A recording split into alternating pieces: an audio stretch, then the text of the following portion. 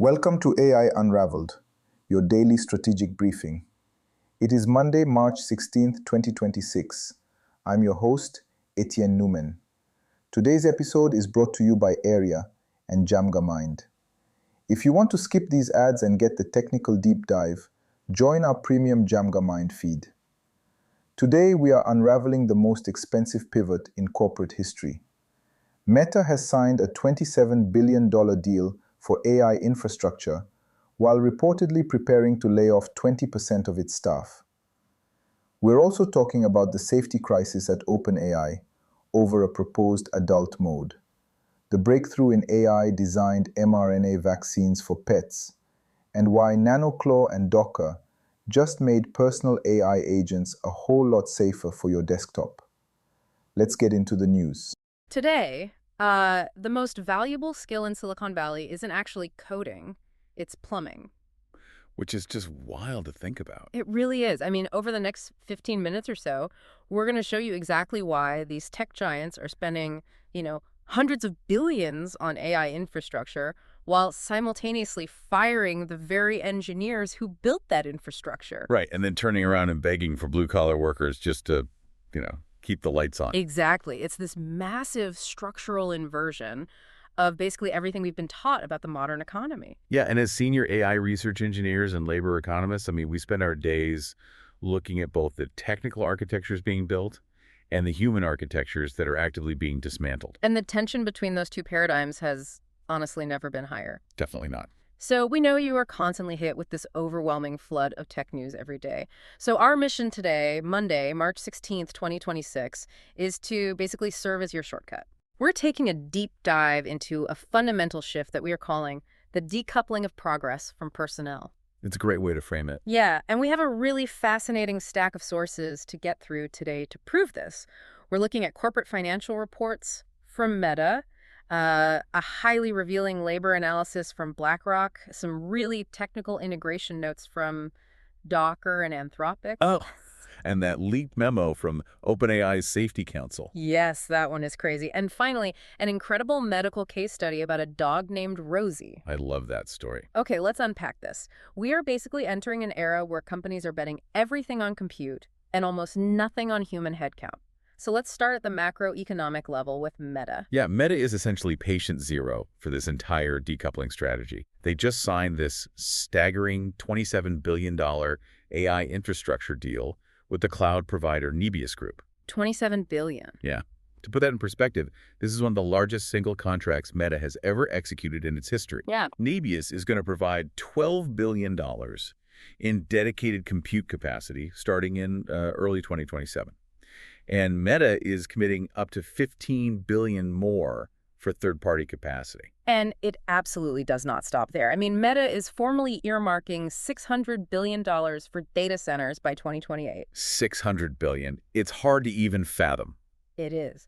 But here is where we hit the paradox, right? At the exact same time, they are making literally the biggest infrastructure bet in corporate tech history. They are reportedly weighing a 20% layoff. Yeah, which would cut roughly 16,000 of their 79,000 employees. Right. Now, a Meta spokesperson, they came out and called this speculative reporting about theoretical approaches. But the economic writing is clearly on the wall here. Oh, absolutely. A 20% cut is not what we call efficiency trimming. You don't cut 1/5 of your global workforce just to tidy up the balance sheet for a quarterly earnings call. It's a structural shift. Wait, let me just play devil's advocate here for a second, though. Couldn't a 20% layoff just be standard corporate trimming to correct a past mistake? How do you mean? Well, we saw that massive, undeniable overhiring during the zero interest rate era just a few years ago. Why are we so sure this is AI actively replacing humans and not just a belated balance sheet correction? That is a completely fair question. Yeah. But if we connect this to the bigger picture, the timelines and the acquisitions tell a very different story. Okay, walk me through that. Look at Meta's recent purchase of the AI startup Manus. So Manus builds these autonomous AI agents that handle really complex multi-step workflows. Right. When a company buys AI tools that automate internal processes, their baseline operating costs actually go up temporarily because, they were paying for both the software and the humans. Ah, I see where you're going with this. Right. So to justify that massive software expenditure to their shareholders, You are suddenly put on a highly accelerated timeline to shed human salaries. The AI isn't just a helper tool anymore. It is structurally absorbing the work previously done by those 16,000 people. So it's not like a factory upgrading its conveyor belts to help the floor workers. It's more like a factory firing its floor workers to buy a massive, self-upgrading 3D printing forge. Exactly. They're betting that the forge will eventually possess the inference capacity to just design and build the products all on its own. That is a perfect analogy. And we really need to define that term for you, the listener, inference capacity, because they aren't just buying like digital storage space here. No. They are buying the raw, active computational power required for AI models to actually think, reason, and generate complex outputs in real time. They are literally trading human cognitive capacity for machine inference capacity. Which is profound. But that exact trade-off introduces a massive, intensely physical bottleneck. The real world always gets in the way. Always. Which brings us to a fascinating question. If these companies are firing their software engineers to buy all this hardware, who is actually building the physical infrastructure to house that hardware? Right. So physical labor is the actual bottleneck for building data centers right now. Exactly. We are so obsessed with the software layer in tech, but the physical world is putting a hard speed limit on our digital ambitions. Yeah. I mean, you can have all the capital in the world, but if you can't find an electrician to wire the cooling systems, your $600 billion data center is just a very, very expensive concrete box. This is where the labor economics get incredibly ironic, honestly. And it is perfectly captured in a new analysis from BlackRock. What did they find? Well, their report details that the real constraint in the AI boom is not silicon chips from NVIDIA anymore. It is skilled physical trades. Wow. The report highlights this highly symbolic anecdote of a former software engineer who literally ditched their tech job to drive a truck delivering welding parts. You're kidding. A software engineer. Yep. Why? Because that is where the real demand and, frankly, the premium wages are right now. So they're delivering the physical materials to the people building the data centers that house the AI that replaced their software engineering job. Yeah. The irony is almost too perfect. It is the ultimate pivot. I mean, for decades, the consensus among economists was that physical blue-collar labor would be the first thing automation would replace. Right. We genuinely thought robots would dig the ditches and humans would write the poetry and the code. Exactly. Instead, the AI is writing the code and generating the art, while physical labor has become the ultimate premium commodity in 2026. You literally have Uber's co-founder on the record recently, essentially calling plumbers the next LeBron James. The LeBron James of plumbing. That perfectly explains why Elon Musk is pushing the Optimus robot harder than ever right now. Oh, yeah. Tech companies are desperate to automate the physical layer because the human labor pool there is just totally exhausted. Completely tapped out. But since hardware expansion is heavily bottlenecked by the physical world, tech companies are desperate to squeeze every single ounce of efficiency out of the software layer. Right, because they have to maximize what they already have. Exactly. Because if humans aren't writing the code for these systems anymore, how are we utilizing all this new infrastructure? And here's where it gets really interesting. Tell me about it. We are moving away from these massive human-driven code bases to highly efficient, siloed AI agents. Yeah, and the major development on this front is the new integration between Docker and NanoClaw. Which is huge. It's massive. For some context here for you guys listening, OpenClaw was the open source project that really showed the world what personal autonomous AI agents could actually do. But it was super bloated, right? Incredibly bloated. Over 434,000 lines of code. Wow. But then NanoClaw came along, tied itself intimately to Claude code, and reduced that entire architecture to under 4,000 lines. That's a ridiculous reduction. Andrej Karpathy even gave NanoClaw a massive shout-out online, which sent it rocketing to 20,000 GitHub stars in, like, just 5 weeks. Which is unheard of. But the real breakthrough happened on Friday. Docker actually announced that NanoClaw can now be deployed inside Docker's infrastructure with a single terminal command. Yeah. And they are using a very specific architecture called a MicroVM. This is a monumental security milestone, honestly.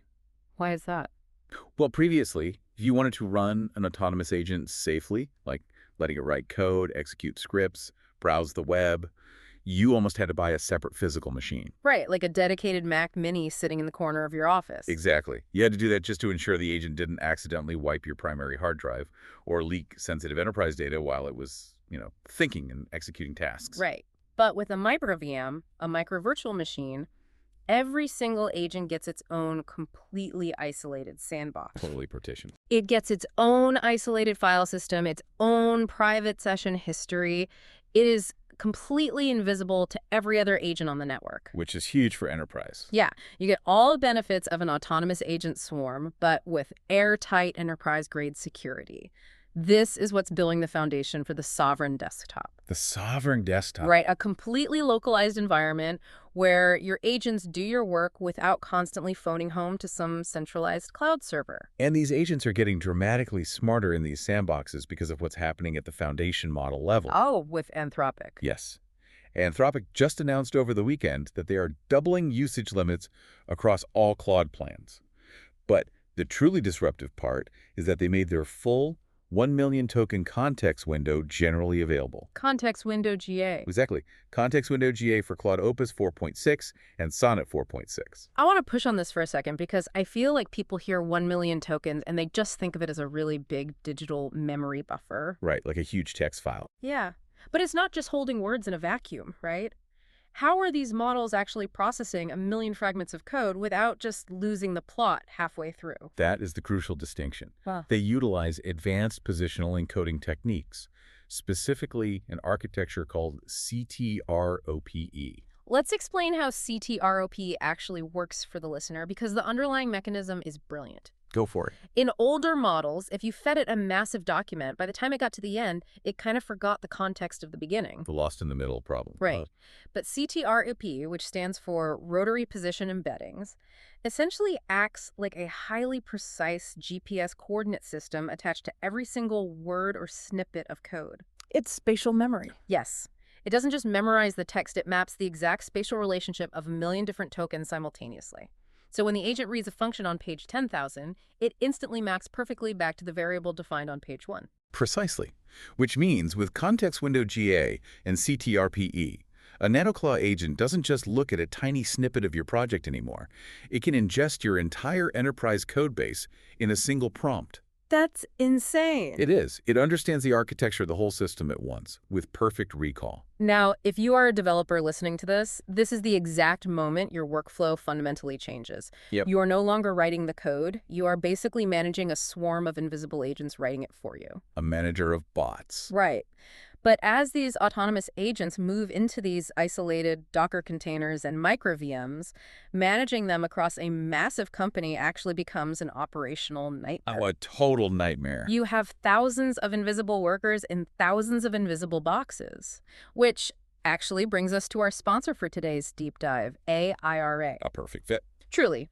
ARA is the only way to govern these siloed identities across an enterprise, ensuring your sovereign desktop remains truly secure while still being centrally manageable. It's essential infrastructure at this point. It really is. And as a quick reminder to you, the listener, if you want the ads-free version of this high-density briefing, be sure to check out Jamgamind. So we've basically established the new reality of software here. AI is replacing human software engineers, and these agents are now operating autonomously in incredibly secure, highly capable microenvironments. Right. But what happens when you take this massive decoupled compute power and direct it at a deeply physical biological problem? Oh, this is my favorite part of the deep dive. This brings us to Paul Conningham, who is an AI consultant in Sydney. Yeah. His dog, Rosie, was diagnosed with aggressive mast cell cancer. And after traditional chemotherapy and surgery failed, the veterinarians essentially gave Rosie months to live. Which is just heartbreaking. It's the worst news. But instead of accepting that, Paul used the exact tools we've been talking about to build a custom mRNA vaccine for his dog. The methodology here is incredible because it perfectly illustrates the shift from, specialized science to software routing. Yes. So he paid $3,000 for a comprehensive genomic sequencing of the tumor. Then he built what we call an AI pipeline. Let's break that pipeline down because this is the absolute blueprint for the future of problem solving. Okay, so first he used ChatGPT to rapidly synthesize and map out the current scientific research on this specific canine cancer. Right. Then he fed the raw genomic data into DeepMind's AlphaFold. Now, AlphaFold didn't just read the data, it physically mapped the 3D structure of the protein mutations in the tumor. Which used to take years. Years. Finally, he took that 3D structural data and used Grok to design the actual mRNA construct tailored to attack that specific protein. Incredible. He then took that final digital design to a university lab, the UNSW RNA Institute, and basically just paid them to physically produce the vaccine. And the result of that pipeline? One of the tumors shrank by 50% after a single injection in December. 50%. Yeah. It is a miraculous outcome for Rosie. But as an engineer, it really begs the question, is the breakthrough the AI models themselves or the human acting as the API between them? That's the real question. Because remember, ChatGPT, AlphaFold, Grok, these are all publicly accessible tools. Anyone listening right now can open a browser and access them. Anyone. The human is no longer the creator of the code or the bespoke designer of the molecule. The human is just the orchestrator of the pipeline. What's fascinating here is that this perfectly encapsulates our whole theme of decoupling. How so? Well, a single AI consultant in Sydney achieved something that 5 years ago would have required an entire pharmaceutical R&D department, tens of millions of dollars, and years of laboratory trial and error. It's staggering. He turned biological science from a specialized laboratory discipline into a software engineering routing problem.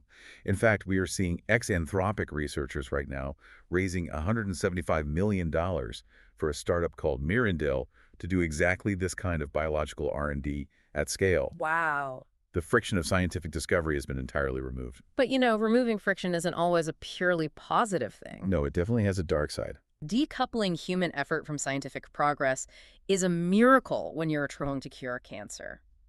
But so, what does this all mean when we apply that exact same frictionless technology to our social lives? Yeah, this gets messy. What happens when we decouple human connection from actual human beings? That takes us to a deeply concerning leak from OpenAI's Well-Being Advisory Council. Yeah, this memo was intense. They reacted with extreme alarm to the company's internal plans to release an adult mode for ChatGPT, which was, thankfully, recently delayed. One council member explicitly warned in the leak that it risked creating a sexy suicide coach. Just a chilling phrase. And the primary technical reason it was delayed is horrifying. The system's age prediction safeguards had a 12% error rate. 12%? Yeah, it was misclassifying minors as adults 12% of the time. Which is a huge number at their scale. Millions of users.